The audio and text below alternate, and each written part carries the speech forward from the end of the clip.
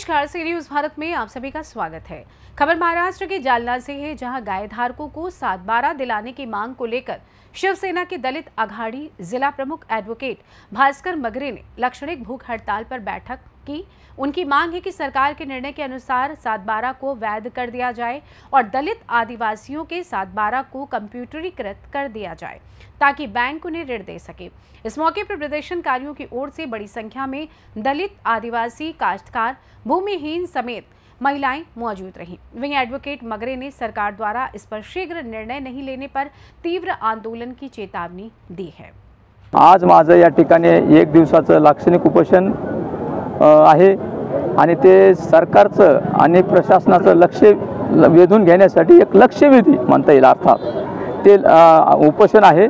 आणि या उपोषणाच्या दरम्यान आमच्या ज्या काही मागण्या आहेत, तर पहिली मागणी आमची आहे किंवा जे काही मराठवाड्यामध्ये किंवा जालना जिल्ह्यामध्ये दलित आदिवासी भूमिहीन कास्तकारांचे जे अतिक्रमण आहे हे 1968-69चं आहे आणि म्हणून शासन निर्णय म्हणतो की 28 नोव्हेंबर 1991चा 1 एप्रिल 1978 ते 14 एप्रिल 1990च्या दरम्यान जे महाराष्ट्रामध्ये दलित आदिवासी कास्तकारांचा हे आहे अतिक्रमण आहे, ते अतिक्रमण कायदेशीर करून त्यांना 7/12 दिला पाहिजे, ही एक मागणी आहे। दुसरी मागणी आमची ही आहे की कर्मवीर दादासाहेब गायकवाड सबलीकरण व स्वाभिमानी योजना आहे, हे की जे SC मध्ये कुटुंब आहेत, दारिद्र्यमध्ये आहेत, तर त्यांना 2-2 एकर पानभरी आणि 4 एकर जमीन कोरडवाहू देणे अपेक्षित आहे, पण ती योजना कुठं जालना जिल्ह्यामध्ये लागू होताना दिसत नाही।